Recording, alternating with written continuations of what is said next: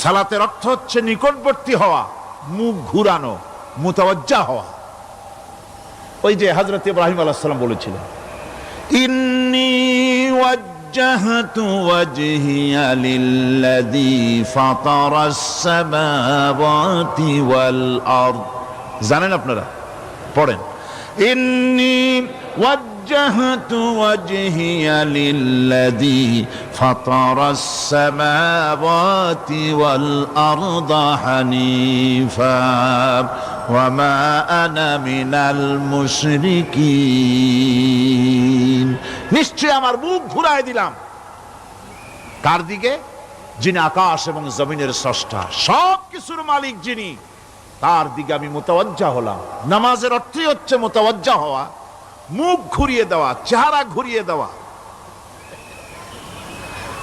আর নামাজের আরেক অর্থ হচ্ছে নিকটবর্তী থেকে আরো নিকটবর্তী হওয়া।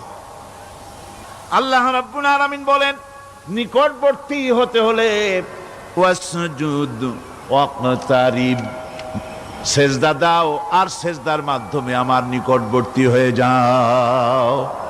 সেজদা দিলেই আল্লাহর নিকটবর্তী হওয়া যায়। কোন সুবহানাল্লাহ। সাহাবী, আল্লাহ নবীর সাহাবী প্রশ্ন করেছেন, নবীজি, বান্দা কখন আল্লাহর নিকটবর্তী হয়ে যায়? নবীজি বলেছেন, বান্দা যখন সেজদা দেয় তখন আল্লাহর বান্দার মাঝে কোনো হিজাব থাকে না, একদম আল্লাহ পাকের নিকটবর্তী হয়ে যায় বান্দা যখন সেজদায় পড়ে যায়। সুতরাং নামাজ হচ্ছে নিকটবর্তী হওয়া, সালাত এটা হচ্ছে নিকটবর্তী হওয়া। নামাজ ফরজ হওয়ার কারণ হচ্ছে এই যে মানুষ আল্লাহর বান্দা বা গোলাম হিসেবে সৃষ্টি হয়েছে, তাই একমুখী হয়ে এর বন্দিগি করা এটা হচ্ছে তার স্বাভাবিক একটা প্রকৃতি। আল্লাহ রাব্বুল আলামিন এই প্রকৃতির দাবি মিটাবার জন্যই নামাজের ব্যবস্থা করেছেন। মানুষের ফিতরত, মানুষের নেচার, মানুষের ফিতরত হচ্ছে এই যে কারো না কারো কাছে মাথা নত করা, হাত জোড় করা, মাথা নত করা, সার্বভৌমত্বের মালিক কাউকে মনে করা। হাত জোড় করতে হলে, মাথা নত করতে হলে, সার্বভৌমত্বের মালিক হিসেবে কাউকে গ্রহণ করতে হলে আল্লাহর বিকল্প কেউ আছে নাকি? ইসলামের মূল দাওয়াতটা হলো ফিতরত অনুযায়ী দাওয়াত দেওয়া হয়েছে। মানুষ যেন মাথা নত করে, গোলামি করে। এজন্য আল্লাহ রাব্বুল আলামিন বলেছেন যে আমি মানুষ এবং জিনকে সৃষ্টি করেছি, তার কারণটাই হলো মা খালাকতুল জিন্না ওয়াল ইনসা ইল্লা লিয়াবুদুন। মানুষ আর জিন জাতিকে সৃষ্টি করা হয়েছে ইবাদতের জন্য, গোলামির জন্য। ইবাদত আর গোলামি এটাই করতে হবে, গোলামি করতে হবে, দাসত্ব করতে হবে। আর এই দাসত্ব, আল্লাহর আনুগত্যই গোলামির দাওয়াত দিয়েছেন দুনিয়ার সব নবীরা। কোন নবী বলেন নাই যে আমার গোলামি করো। কেউ বলেছেন? বলেন জোরে, কেউ বলেছেন? আল্লাহ পাক বলেন, ওয়ালাকাদ বা'আসনা ফি কুল্লি উম্মাতির রাসূলা আন ইবুদুল্লাহা ওয়াজতানিবুত তাগুত। প্রত্যেক জাতির জন্য আমি রাসূল প্রেরণ করেছি। তারা মানুষকে দাওয়াত দিয়েছেন এই কথা বলে যে এক আল্লাহর গোলামি করো, তিনি ছাড়া কোনো ইলাহ নাই, আইনদাতা নাই, বিধানদাতা নাই, তার গোলামি, তার সামনে মাথা নত করে দাও। নামাজ হচ্ছে তাওহীদের অবশ্যম্ভাবী এক বহির্প্রকাশ। তাওহীদের জন্য তাওহীদবাদী মানুষ যারা, তাদেরকে নামাজ আদায় করতেই হবে। আকীদা বিশ্বাসের দিক থেকে তাওহীদ যদি হয় পুরা দ্বীনের মূল উৎস, তাহলে আমলের দিক থেকে নামাজ হচ্ছে পুরা দ্বীনের মূল ভিত্তি। নামাজ হচ্ছে আমলের মূল ভিত্তি। এর বাস্তবায়ন ছাড়া দ্বীন পূর্ণ হয় না। নামাজ মুমিনের কেবলমাত্র একটি উত্তম আমলই নয়, বরং নামাজ হচ্ছে ইমানের মূল ভিত্তি। যার কাছে নামাজ নাই তার কাছে কিছুই নাই। রাসূল করিম সাল্লাল্লাহু আলাইহি ওয়াসাল্লাম বলেছেন যে নামাজ যে ব্যক্তি পড়ে না, আল্লাহ পাকের সাথে তার কোনো সম্পর্ক বাকি থাকে না। সুতরাং এই নামাজটা হচ্ছে এই যে একমাত্র একাগ্র চিত্তে আদবের সাথে আল্লাহর সামনে রুজু হয়ে যাওয়া। কোরআনে কারীম বলছে মুনিবিনা ইলাইহি ওয়াত্তাকুহু ওয়াকিমুস সালাতা ওয়ালা তাকুনু মিনাল মুশরিকিন। তোমরা আল্লাহর দিকে রুজু হয়ে যাও এবং তাকে ভয় করে অন্যায় কাজ থেকে বিরত থাকো, আর নামাজ কায়েম করো, মুশরিকদের অন্তর্ভুক্ত হয়ে যেও না।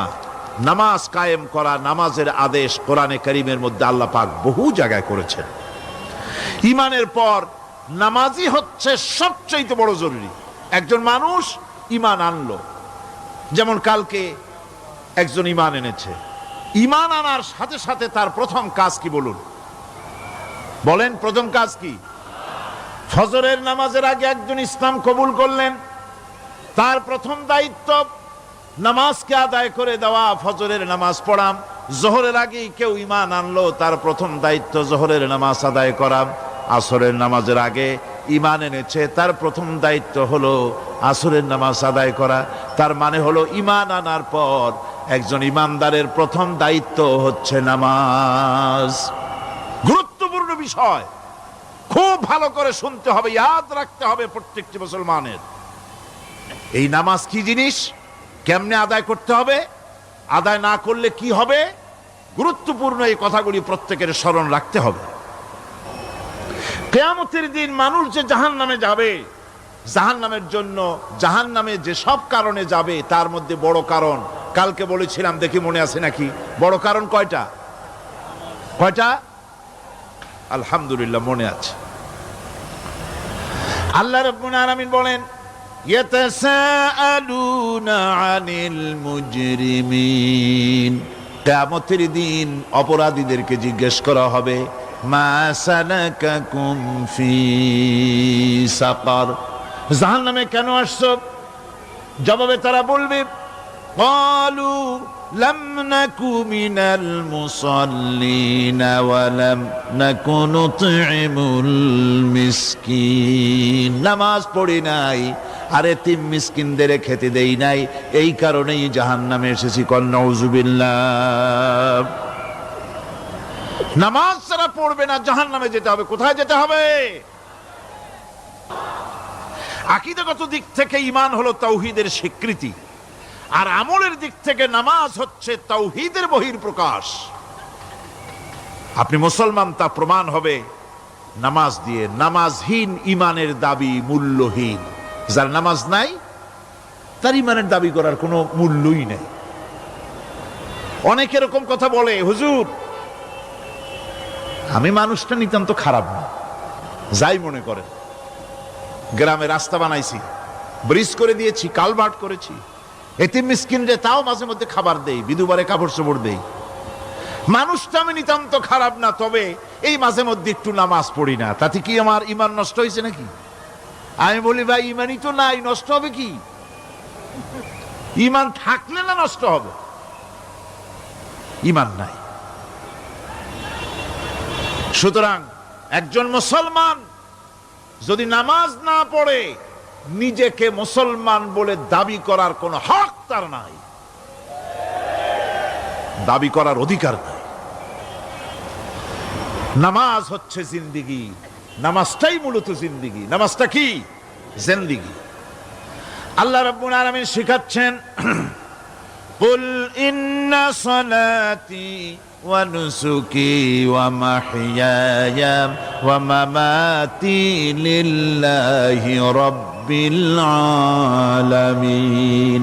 মুহাব্বতের সাথে সবাই পড়েন কুল ইন্না সালাতি ওয়া নুসুকি ওয়া মাহইয়ায়া ওয়া মামাতি লিল্লাহি রাব্বিল আলামিন। বলো আমার নামাজ, বলো আমার নামাজ, আমার কোরবানি, আমার হায়াত, আমার মত সবকিছুই আল্লাহ রব্বুল আলামিনের জন্য নিবেদিত। আমার বেঁচে থাকা, আমার মরে যাওয়া সব আল্লাহর জন্য। সে আল্লাহ রব্বুল আলামিন, তার জন্য সবকিছু নিবেদিত করতে হবে। আল্লাহ পাকের গোলাম আমাদের বানিয়েছেন, আল্লাহ আমাদের গোলামি করা লাগবে। আর গোলামির নমুনা যাকাত দিয়া, হজ দিয়া, দান দিয়া, সদকা দিয়া, কোন জিনিস দিয়ে নামাজের মতো গোলামির উৎকৃষ্ট প্রমাণ বা নমুনা আর কিছুতে নাই। আমি যে গোলাম তার উৎকৃষ্ট প্রমাণ হচ্ছে নামাজ। নামাজেই একটা মানুষ গোলামির অনুভূতিতে তাকে নিয়ে যায়।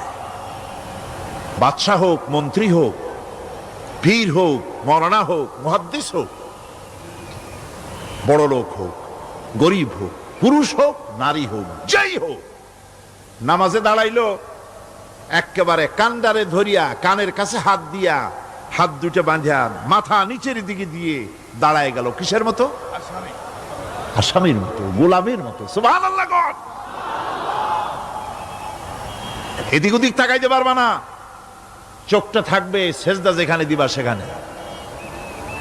তাকানো নিষেধ, সেজদার দিকে তাকাও। এরপরে যখন রুকুতে গেলেন, গোলামির নমুনা হয়ে গেল।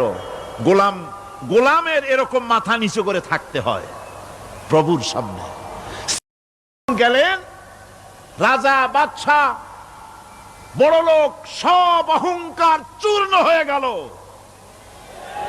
নাক আর কপাল দিয়া আমার মাবুদের দরবারে মাথাটা লাগাই দিলাম জমিনের উপরে। সুবহানাল্লাহ।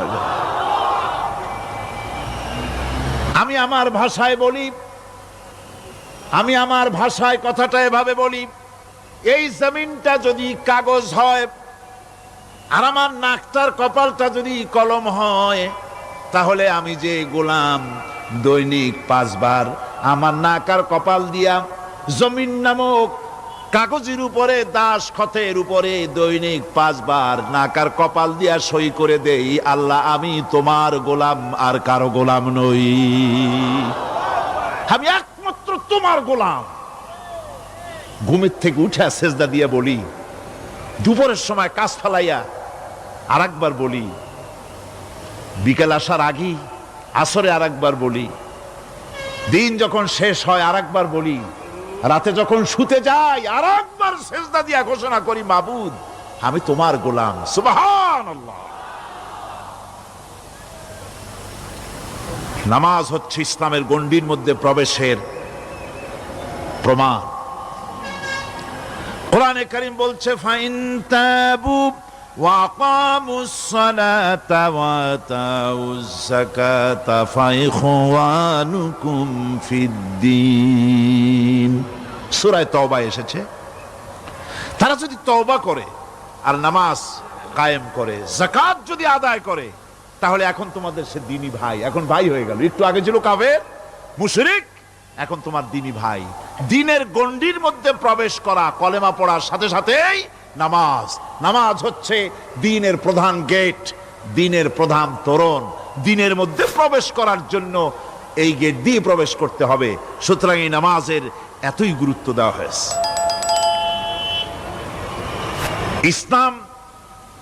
ইসলাম যদি ক্ষমতায় আসে, আল্লাহ যেন এনে দেন, জোরে কোন আমিন। ইসলাম যদি ক্ষমতায় এসে যায়, রব্বুল আলামিন তাফসিরে মাহফিল, কোরআন সামনে নিয়ে আশা করে তোমার দরবারে দোয়া করি, এই বিশাল জনসমুদ্রের দোয়া কবুল করো মাবুদ গো, এই বাংলাদেশকে ইসলামের দেশ বানাইয়া দাও। দেশটা যদি ইসলামের হয়ে যায়, আইন যদি আল্লাহর হয়, শাসন যদি সৎ লোকেরা করে, রব্বুল আলামিন কোরআন শরীফে বলেন, তাহলে তারা 4টা কাজ করবে। আল্লাযীনা মাক্কান্নাহুম ফিল আরদ আকামুস সালাতা ওয়া আতাউজ যাকাত ওয়া আমারু বিল মা'রুফি ওয়া নাহাউ আনিল মুনকার। মুমিনেরা ক্ষমতায় এসে প্রথম যে কাজটা করবে, প্রথমে ক্ষমতা এসেই নামাজ বাধ্যতামূলক করবে। প্রথম কি? ওয়াজ নসিহতে অনুরোধ করা হবে না, বাবাজিরা আল্লাহর রাস্তায় নামাজটা পড়ে না। রেডিও এবং টেলিভিশনের মাধ্যমে রাষ্ট্রপ্রধান অর্ডার করে দিবেন, যারা আকেল বালিগ সকলের জন্য নামাজ বাধ্যতামূলক, নামাজ পড়তেই হবে, এটা অর্ডার। বেলা যখন 1টা বেজে যাবে, বেলা যখন 1টা বাজবে, সমস্ত মসজিদে আজান শুরু হয়ে যাবে। আজানের সাথে সাথে অফিস, আদালত, কল কারখানা, ক্ষেত খামার, শিক্ষাঙ্গন সব ডেডলক হয়ে যাবে। আধা ঘন্টার জন্য বন্ধ হয়ে যাবে। যারা মুসলমান অফিসে, কলেজে, ইউনিভার্সিটিতে, সর্বত্র তারা নামাজের জন্য প্রস্তুতি নেবেন। আধা ঘন্টার ভিতরে নামাজ আর খানা সেরে আবার কলেজ চলবে, বিশ্ববিদ্যালয় চলবে, কল চলবে, কারখানা চলবে, ক্যান্টনমেন্ট চলবে, সেক্রেটারিয়েট চলবে, সব আপন গতিতে চলতে থাকবে। আল্লাহর রহমত, বরকত আকাশ ফেরে নাজিল হয়ে যাবে। আর এই অর্ডার যে দেওয়া হবে, নামাজ পড়বেন, সেখানে থানায় যখন আজান হবে, থানায় আজান হয়ে গেছে, থানার স্টাফ, পুলিশ যারা আছে জামাতে খাড়া হয়ে যাবে, ইমামতি করবেন ওসি সাহেব। এসপির অফিসে এসপি সাহেব ইমামতি করবেন, ডিসি সাহেব তার অফিসে ইমামতি করবেন, মন্ত্রী সেক্রেটারিয়েট ইমামতি করবেন, প্রেসিডেন্ট বঙ্গভবন ইমামতি করবেন, বিশ্ববিদ্যালয়ের ভাইস চ্যান্সেলরের ইমামতিতে সে জায়গার মুসলমান ছাত্র ছাত্রী, শিক্ষক শিক্ষয়িত্রী এক জামাতে নামাজ আদায় করবে। এই যদি হয় চিত্র দেশের, অপরাধ থাকবে? থানায় ওসি সাহেব নিজেই যদি জামাতের ইমামতি করেন, এইভাবে নামাজ আদায় করেন পুলিশদের নিয়ে জামাতে, ঘুষ আর খাবে তারা? এসপি সাহেবের অফিসে, ডিসি সাহেবের অফিসে মন্ত্রীরা যদি এভাবে নামাজ কায়েম করে, তাহলে কি অন্যায় অপরাধ কিছু থাকবে সমাজে? থাকবে না। সুতরাং নামাজ বাধ্যতামূলক করে দেওয়া হবে। নামাজ বাধ্যতামূলক, সকলকে নামাজ পড়তে হবে। নামাজ হচ্ছে অপকর্মের প্রতিবন্ধক। নামাজ পড়লে অন্যায় কাজ থেকে বাঁচার পথ। অন্যায় থেকে বাঁচাই কিসে? নামাজ।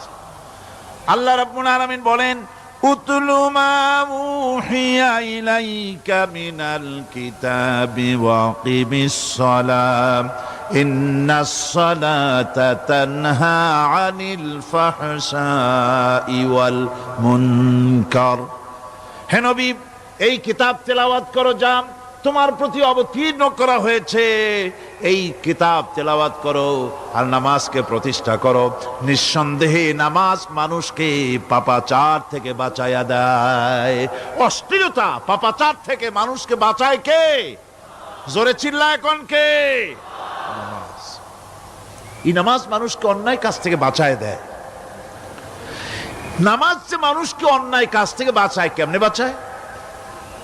আমরা যে নামাজ পড়ি, এই নামাজে তো আমাদেরকে অন্যায় কাজ থেকে বাঁচাইতে পারে না।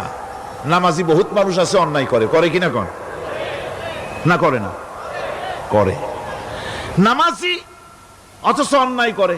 আর আল্লাহ বলছেন নামাজিকে, নামাজ তাকে অশ্লীলতা থেকে ফিরায়। তাহলে কথা কারটা ঠিক? আল্লাহরটা। জোরে বলেন, কারটা ঠিক?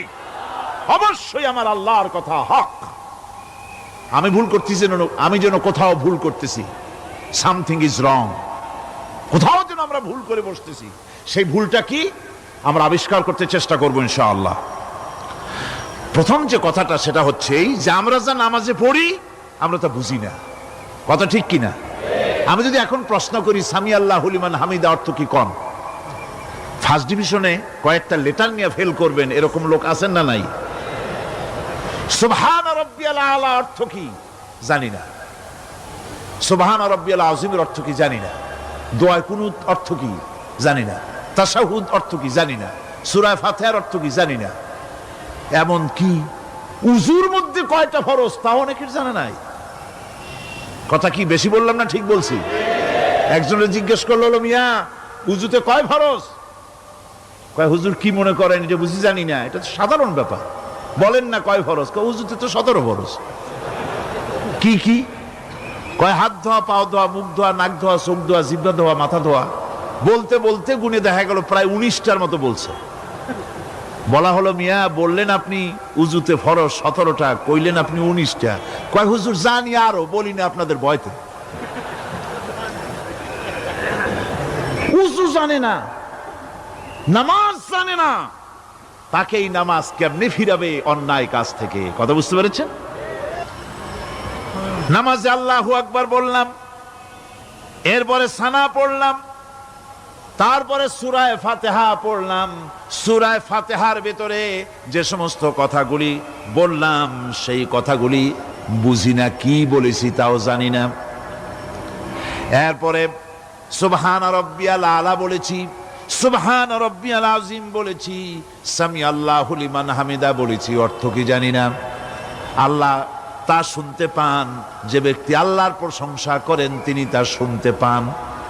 নামাজের মধ্যে আইডিয়া দেওয়া হচ্ছে, তুমি যে আল্লাহর জন্য নামাজ পড়তেছো, প্রশংসা করতেছো, এটা এমন নয় যে আল্লাহ পাক দেখছেন না বা শুনতেছেন না। তুমি যা বলতেছো, প্রশংসা করতেছো, আল্লাহ পাক তা শুনতে পাচ্ছেন। সামি আল্লাহু লিমান হামিদা, সুবহান রাব্বিয়াল আলা। আমি মহান সর্বশ্রেষ্ঠ আল্লাহ রাব্বুল আলামিনের পবিত্রতা ঘোষণা করছি, আমি তার প্রশংসা করছি। সূরা ফাতিহার কি আমরা বলি আপনারা ব্যাখ্যা দেখে বুঝে নিয়েন, সেগুলি আমি এখানে বলে বাকি কথা সব শেষ করতে পারবো না। নামাজে কি পড়েন সেটা যদি জানতেন, অবশ্যই আল্লাহ রাব্বুল আলামিনের কথা কার্যকরী হয়ে যেত। ইন্নাস সালাতা তানহা আনিল ফাহশাই ওয়াল মুনকার। নামাজ মানুষকে পাপের কাজ, অশ্লীলতা থেকে ফিরাতে পারে। আল্লাহ ইন্না বসায়ছেন, নিশ্চয়ই, বেশক, অবশ্যই নামাজ পাপ থেকে ফিরাবে। কিন্তু কেমনে ফিরাবে নামাজ তো বুঝি না, নামাজ তো বুঝি না। খালি সেজদা দেয় জনমের মতো। আর সেজদা কি? নামাজে যদি দেখে ইমাম দেরি করতেছে, আত্তাহিয়াত পড়তে দেরি হয়ে যাচ্ছে, পিছন থেকে সিগন্যাল মারে, ঠিক কিনা? বেয়াদব, বেয়াদব। তোমার নামাজ, তোমার আত্তাহিয়াত আগে শেষ হয়েছে, তাতে কি হয়েছে? চুপ করে বসে থাকো। ইমামকে কাশি দিয়া সতর্ক করার অধিকার তোমার নাই। যদি ইমামকে সতর্ক করার জন্য কাশি দিয়ে থাকো, তোমার নামাজ ফাসেদ হয়ে যাবে। এটা ফাজলামি করার জায়গা না, এটা নামাজ। এর নাম কি? ধীরে সুস্থে নামাজ পড়তে হবে। অনেকে মসজিদটারে মনে করে জেলখানা। ঢুকতে যত দেরি, বেরোতে পারলে যেন বাসে যান ছটফট করে। সিনেমার মধ্যে গিয়ে ঘন্টার পর ঘন্টা বসে থাকে, খারাপ লাগে না?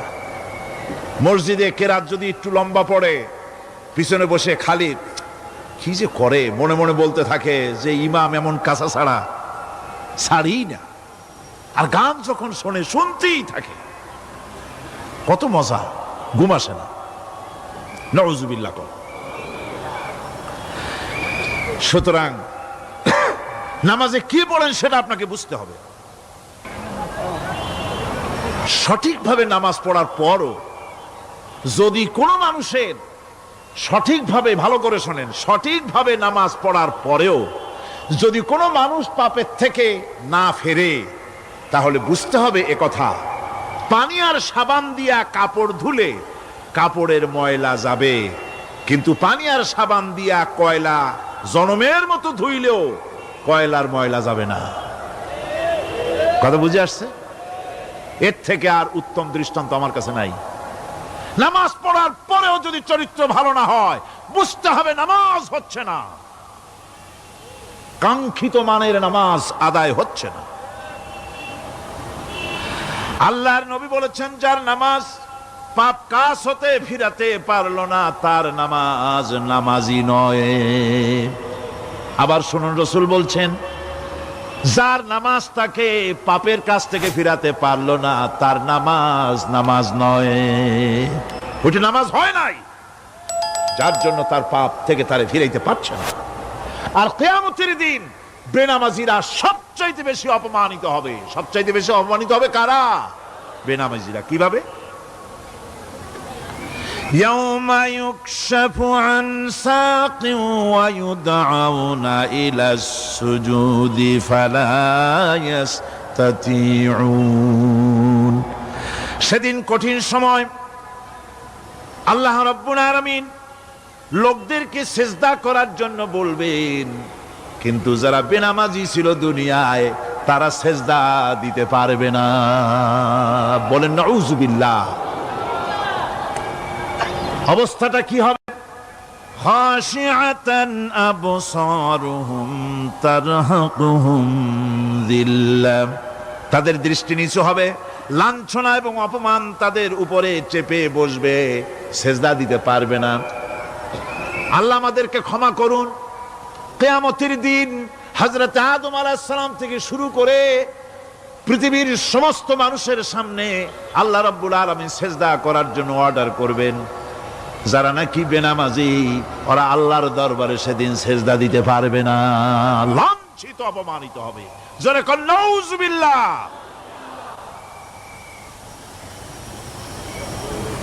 নামাজ, মুমিনের নামাজ একরকম, মুনাফিকের নামাজ হলো আর এক রকম। মুনাফিকরাও নামাজ পড়ে, পড়ে কিনা কন? মুনাফিকেরাও নামাজ পড়ে। মুনাফিকেরা যখন নামাজ পড়তে যায় আল্লাহ রাব্বুল আলামিন বলতেছেন ওয়া ইযা কামু ইলাস সালাতি কামু কুসালা।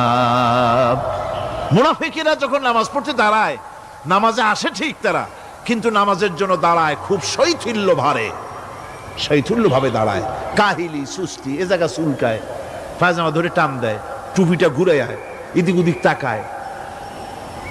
মুনাফিকের নামাজ দেখলেই ঠিক পাওয়া যায় যে বেটা মুনাফিক। এইভাবে সে দাঁড়ায়। তার নামাজটা কি জন্য? ইউরাউনান নাসা ওয়া লা ইয়াযকুরুনাল্লাহা ইল্লা কালিলা। তাদের নামাজ হচ্ছে মানুষকে দেখাবার নামাজ। নাউযুবিল্লাহ। এখন দেখবেন এই মৌসুম আসছে, নামাজের মৌসুম, বেনামাজিদের নামাজের মৌসুম।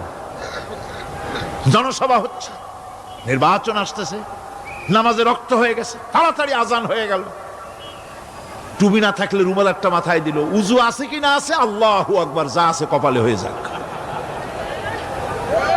মানুষকে দেখাবার জন্য এরা নামাজ পড়ে।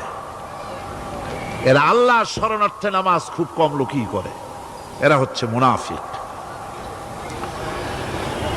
দুনিয়া এবং আখিরাতে কল্যাণের জন্য একমাত্র মাধ্যম হচ্ছে নামাজ। দুনিয়াও যদি কল্যাণ চাই, আখিরাতেও যদি কল্যাণ চাই, তাহলে এর জন্য কি করতে হবে? কি করতে হবে? আমার কথা নয়, আল্লাহ রাব্বুল আলামিনের কথা শুনুন।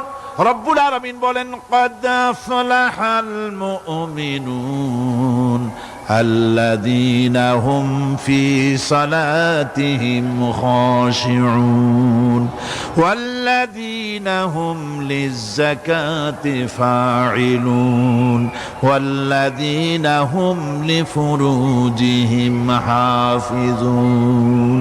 নিশ্চিতভাবে সেই সব মুমিন কল্যাণ লাভ করবে, নিশ্চিতভাবে।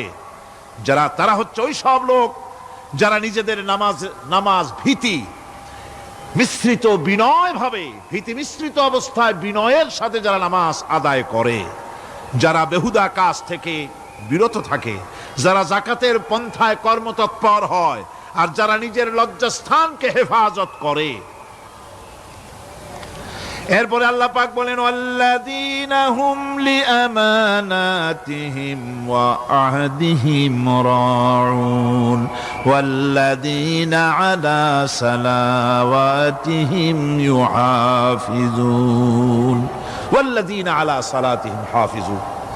আর যারা তাদের আমানতকে পূর্ণ করে, আমানত এবং তাদের ওয়াদা চুক্তি পূর্ণ করে, এবং যারা নিজেদের নামাজ সমূহকে পূর্ণভাবে হক আদায় করে নামাজ পড়ে, নামাজের যারা হেফাজত করে, এরা কারা? এরা হচ্ছে উলাইকা হুমুল ওয়ারিসুন আল্লাযীনা ইয়ারিসুনাল ফিরদাউসা হুম ফিহা খালিদুন। এরা হচ্ছে সেই সব লোক, এরা উত্তরাধিকার হচ্ছে জান্নাতের উত্তরাধিকার, জান্নাতুল ফিরদাউসে আল্লাহ রাব্বুল আলামিন এই গুণ বিশিষ্ট লোকদের জন্য জায়গা করে দিবেন। জোরে কোন সুবহানাল্লাহ। নামাজকে পড়তে বলা হয় নাই, কোরআন শরীফে বলা হয়েছে নামাজ কায়েম করো। কি বলা হয়েছে কন্ত দেখি? নামাজ কায়েম করো, নামাজ পড়ো। এই কথা কিন্তু কোরআন শরীফে কোনো জায়গায় আছে নাকি? এখন কায়েম করা কারে বলে? একটা গুরুত্বপূর্ণ আরেকটি বিষয়, নামাজ কায়েম করতে বলা হয়েছে। কায়েম কি? কায়েমটা হচ্ছে দৃষ্টান্ত স্বরূপ বলা যায় যে জিনিসটা সমাজে প্রতিষ্ঠিত আছে ওইটারে বলে কায়েম হওয়া, আর যেটা প্রতিষ্ঠিত নাই ওটা কায়েম নাই। কায়েম মানেই হলো প্রতিষ্ঠিত থাকা। যেমন আমাদের দেশে, আমাদের সমাজে নারী পুরুষ শিশু বৃদ্ধ সকলেই কাপড় পরা, শাড়ি পরা, লুঙ্গি পরা, এই কাপড় পরাটা কায়েম আছে, প্রতিষ্ঠিত আছে না নাই? যার কারণে কাপড় পরা সমাজে কায়েম আছে বলে উলঙ্গ মানুষ সমাজে খুঁজে পাওয়া যায় না, পাগল ছাড়া। ঠিক কিনা? একটা বাচ্চাকেও যদি উলঙ্গ হতে বলেন এখানে, 5 বছর 6 বছর একটা বাচ্চাকেও, সে কিন্তু রাজি হবে না। ঠিক কিনা? যেহেতু কাপড় পরা সমাজে প্রতিষ্ঠিত আছে সেহেতু উলঙ্গ মানুষ পাওয়া যায় না, কাপড় পরাটাই এখানে প্রতিষ্ঠিত। সুতরাং এখন অবস্থাটা এই হয়েছে, কাপড় পরা প্রতিষ্ঠিত আছে বলে কোন উলঙ্গ মানুষ এসে যদি এই মঞ্চে দাঁড়ায় আর বলে আমাকে একটু বক্তৃতা করতে দেন, আপনারা কি করবেন? মঞ্চে তো উঠতেই দিবেন না। উলঙ্গ মানুষ যদি কোনো চাকরি নিতে যায় ইন্টারভিউতে, তাকে লাইনে দাঁড়াইতে দেবে? দেবে না। এমনকি উলঙ্গ হয়ে যদি বাড়িতে প্রবেশ করে তার বউ দূর দূর করে তাড়ায় দেবে। ঠিক কিনা? যেহেতু সমাজের ভিতরে কাপড় প্রতিষ্ঠিত আছে সেই জন্য এই উলঙ্গ মানুষ পাওয়া যায় না। অনুরূপ ভাবে নামাজ যদি প্রতিষ্ঠিত হতো সমাজের ভিতরে, তাহলে বেনামাজি খুঁজে পাওয়া যেত না। চাকরি করতে গেলে সেখানে নামাজ মানদণ্ড হয়ে যেত, নামাজ পড়ে কিনা তা দেখে নেওয়া হতো। বেনামাজি লোক পাওয়াই যেত না যদি প্রতিষ্ঠিত থাকতো। প্রথম প্রশ্নই হতো তুমি নামাজ পড়ো কিনা। ইলেকশনে যদি একজন উলঙ্গ মানুষ এসে দাঁড়ায়, ভাইরা এবার আমার বোতল মার্কা বাক্স, উলঙ্গ মানুষ এসে ভোটে দাঁড়াইছে, আপনারা ভোট দিবেন? দিবেন। ওইটা কাপড় প্রতিষ্ঠিত আছে বলে, লুঙ্গি প্রতিষ্ঠিত সমাজে আছে বলে উলঙ্গ মানুষকে আপনি ভোট দিবেন না। নামাজ যদি প্রতিষ্ঠিত থাকতো সমাজে, বেনামাজি মানুষ যদি এসে মঞ্চে দাঁড়ায়া যতই বলতো আমি ক্ষমতায় গেলে এই করব সেই করব, নামাজ প্রতিষ্ঠিত থাকলে পরে এই বেনামাজিরে কেউ ভোট দিত না। নামাজ যদি প্রতিষ্ঠিত থাকতো তাহলে অফিসের অফিসার তো দূরের কথা, বেনামাজি অফিসের ঝাড়ুদারের চাকরিও তার কিসমতে জুটতো না যদি নামাজ প্রতিষ্ঠিত থাকতো। এর নাম হলো নামাজ কায়েম হওয়া। নামাজ কায়েম থাকলে এই অবস্থার সৃষ্টি হতো। এই জন্য আল্লাহ পাক বলেছেন নামাজকে কায়েম করতে হবে। নামাজ হবে সব ভালো কাজের মানদণ্ড। সমস্ত ভালো কাজের মানদণ্ড কি? নামাজ। নামাজ আমাদেরকে বড় রকমের শিক্ষা দেয়। কি শিক্ষা দেয়? নামাজ আমাদের শিখায় ঐক্য আর ভ্রাতৃত্ব। ভ্রাতৃত্বের আর ঐক্যের শিক্ষা দেয়। এক নেতার আনুগত্য করা শিখায়। জামাত যত বড় হোক, ইমাম হবে কয়জন? একজন ইমাম হবে। আর এই ইমাম মানে কি? নেতা। ইমাম মানে কি? নেতা নির্বাচন শিখায় নামাজে। নেতা নির্বাচন কে শিখায়? নামাজ শিখায়। বোঝেন খুব ভালো করে। কিভাবে? মনে করুন চট্টগ্রাম শাহী মসজিদে ইমাম প্রয়োজন। এখন সেই ইমাম নেওয়ার জন্য ইন্টারভিউ কল করা হলো, বিজ্ঞাপন দেওয়া হলো পত্রিকায়। অনেক আলেম আসলেন, ইন্টারভিউ বোর্ডে যারা বসলেন তারা ইন্টারভিউটা কিভাবে নেবেন?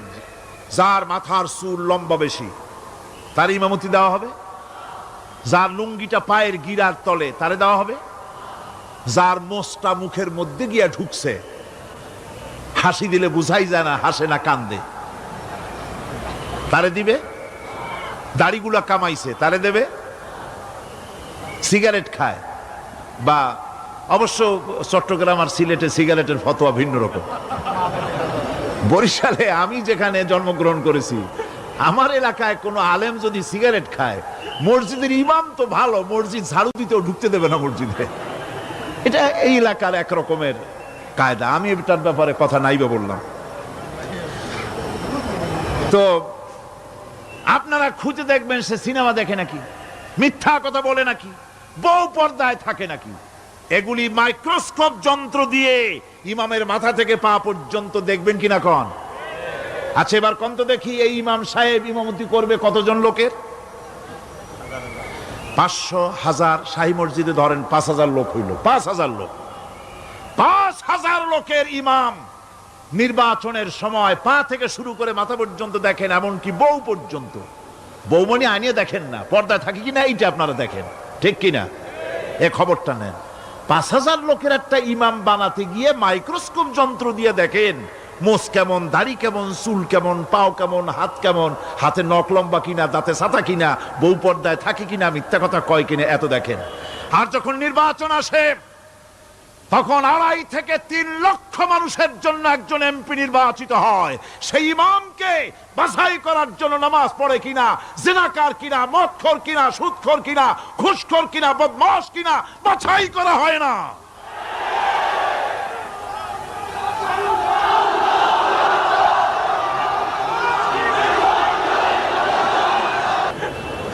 নামাজ আমাদেরকে এটা শিখায় ইমাম কেমনে বানাইতে হবে। কন সুবহানাল্লাহ। নামাজ ঐক্য শিখায়, নামাজ ভ্রাতৃত্ব শিখায়, নামাজ পারস্পরিক মহব্বত শিখায়, নামাজ নেতা কেমন হওয়া উচিত, নেতা নির্বাচন শিখায়। আবার নেতা ভুল করলে তার ভুল বলা যাবে না, এরকম হতে পারবে না। নামাজের ভিতরে ইমাম যদি ভুল করলেন, আপনি লোকমা দিবেন, সুবহানাল্লাহ, আল্লাহু আকবার বলবেন। যদি তিনি সংশোধন না হলেন আবার দেন, তাতেও সংশোধন হলো না আবার দেন। 3 বার লোকমা দেওয়ার পর যদি ভুল সংশোধন না করে নামাজ ছেড়ে দেন, ইমামকে বের করে দেন, নতুন ইমাম নিয়োগ করেন। যারা ক্ষমতায় যাবে, আপনি রাষ্ট্রের ইমাম যারে বানাবেন, সেই রাষ্ট্রীয় ইমাম যদি জনগণের ইচ্ছার বিরুদ্ধে যদি চলে, 1 বার লোকমান দেন, 2 বার লোকমান দেন, 3 বার দেন, তারপরেও যদি না নামে, ঘাট ধরে নামে না। নামাজ আপনাকে নেতা নির্বাচন, নেতাকে প্রতিষ্ঠিত রাখা, নেতার আনুগত্য আপনাকে শেখায়। নামাজ লাইন সোজা করে দাঁড়াতে হবে। লাইন যদি বাঁকা করেন, আপনার কলজেটা ওরকম বাঁকা হয়ে যাবে। কোন নাউযুবিল্লাহ।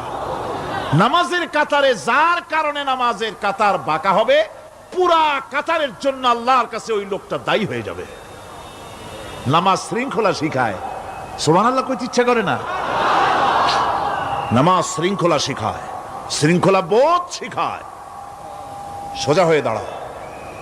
তারপরে ঐক্য এবং মহব্বত শিখায়। নামাজের ভিতরে যখন দাঁড়ায় গেলেন,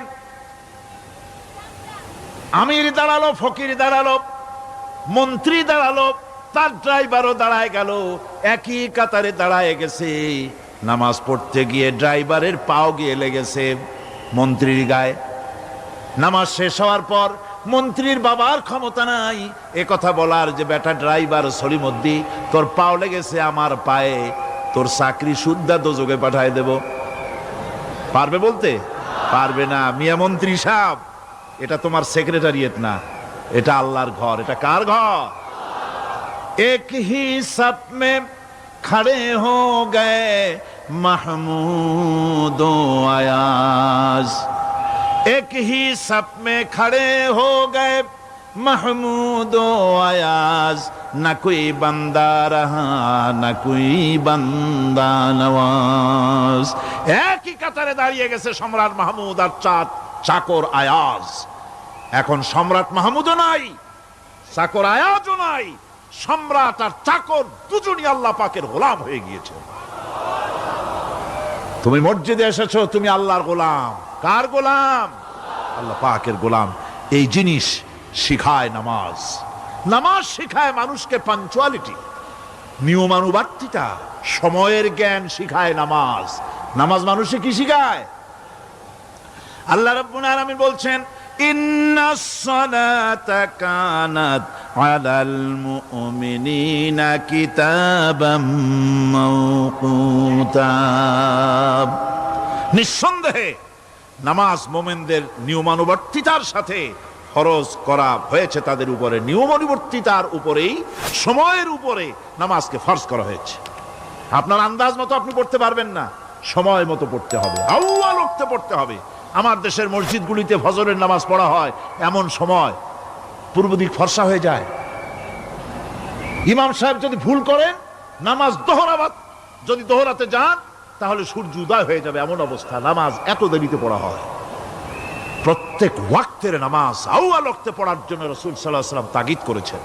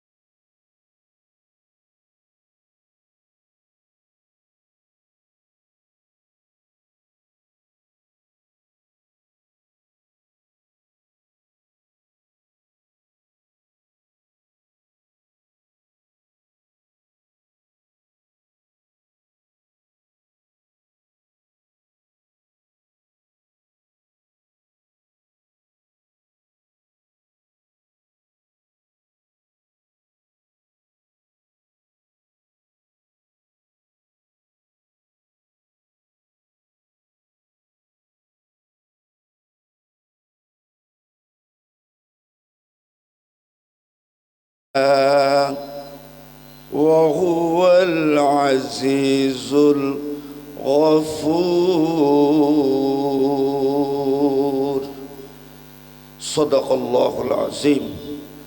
আমরা সকলেই জবান খুলে অন্তর দিয়ে নবীর শানে পড়ছি, আল্লাহুম্মা সাল্লি আলা মুহাম্মাদিন ওয়া আলা আলি মুহাম্মাদ كما صليت على إبراهيم وعلى آل إبراهيم إنك حميد مجيد اللهم صل وسلم وبارك عليه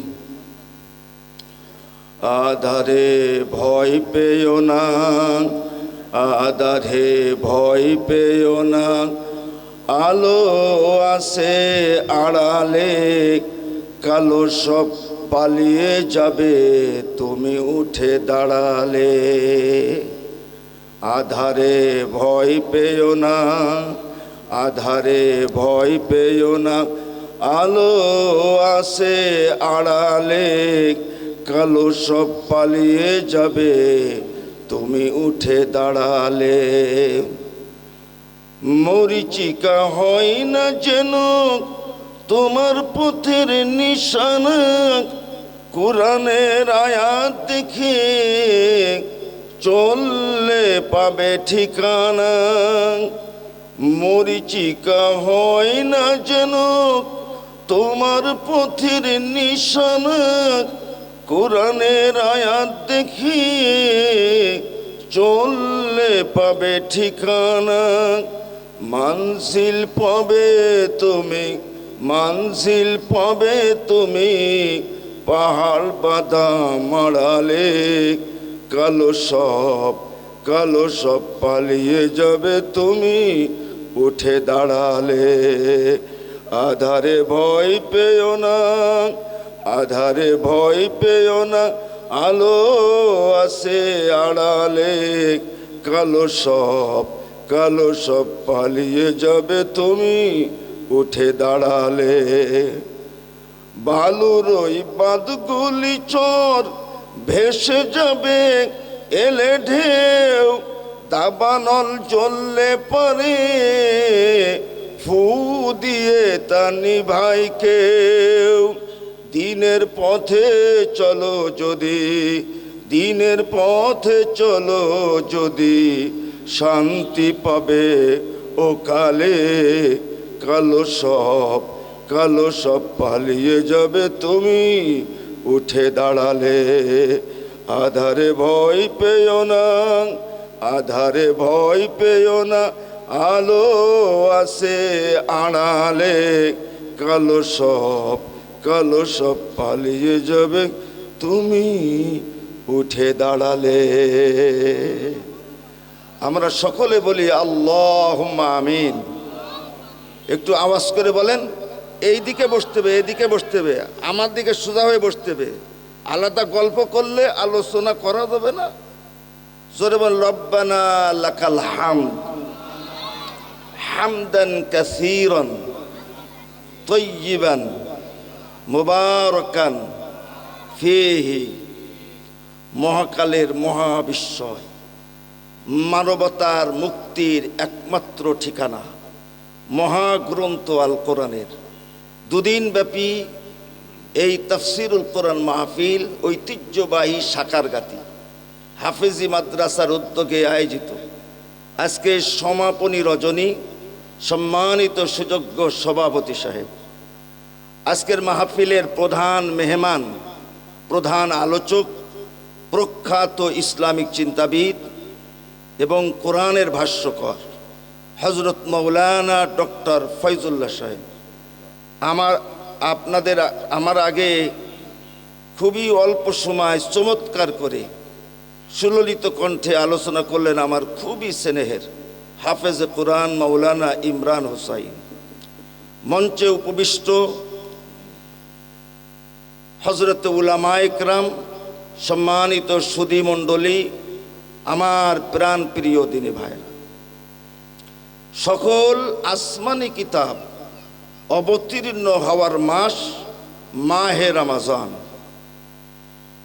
মাহে রমাজানের মাসব্যাপী আত্মশুদ্ধি, আত্ম উন্নয়নের প্রশিক্ষণ হিসাবে সিয়াম সাধনার পরে মাহে রমজানের পরপরই আমাদেরকে বরকতময় কোরআনের তাফসির মাহফিলের আয়োজন এবং সত্যের সন্ধানে হিদায়েতের আশায় এই মাহফিলের আয়োজন এবং বসার আশার তৌফিক দান করেছেন।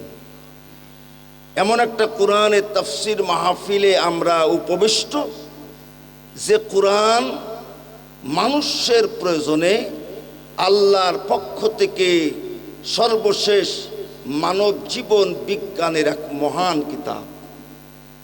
যেই কোরআন প্রতিটি ব্যক্তি, সমাজ, রাষ্ট্রের জন্যে এক অপরিবর্তনীয় জীবন সংবিধান, উত্তম গাইডলাইন, যা আল্লাহ পছন্দ করেছেন।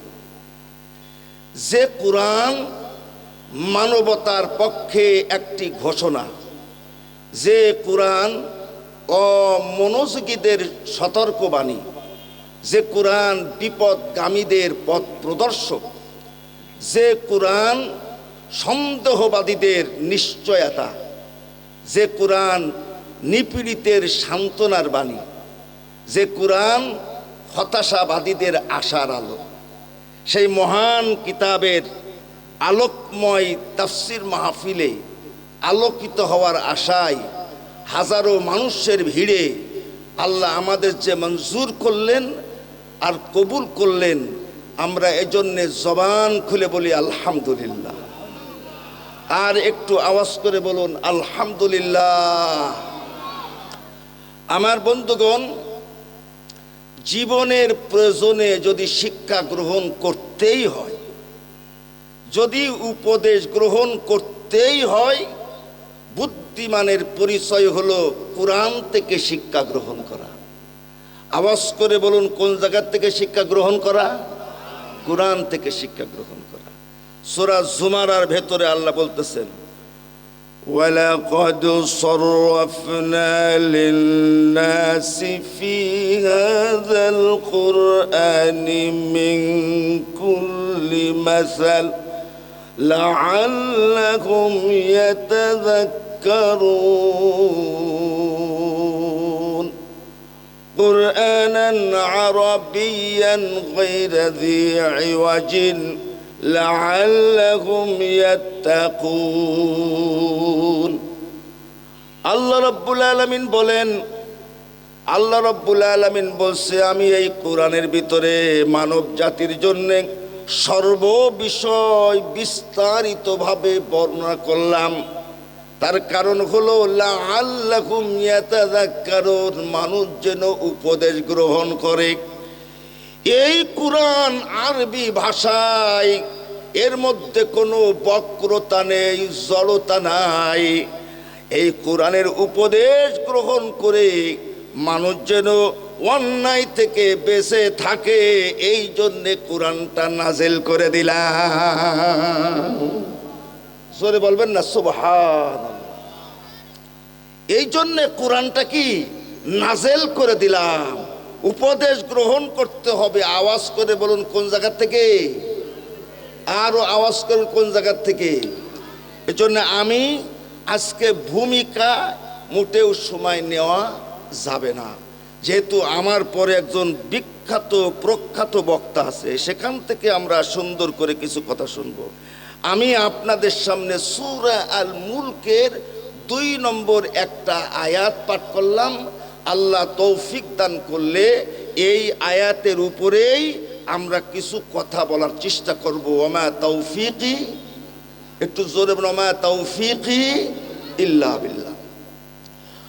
আল্লাহ রাব্বুল আলামিন এই আয়াতের মধ্যে মানব জাতির জন্ম এবং মৃত্যুর প্রসঙ্গ উল্লেখ করে মানব জাতির সৃষ্টির হাকিকত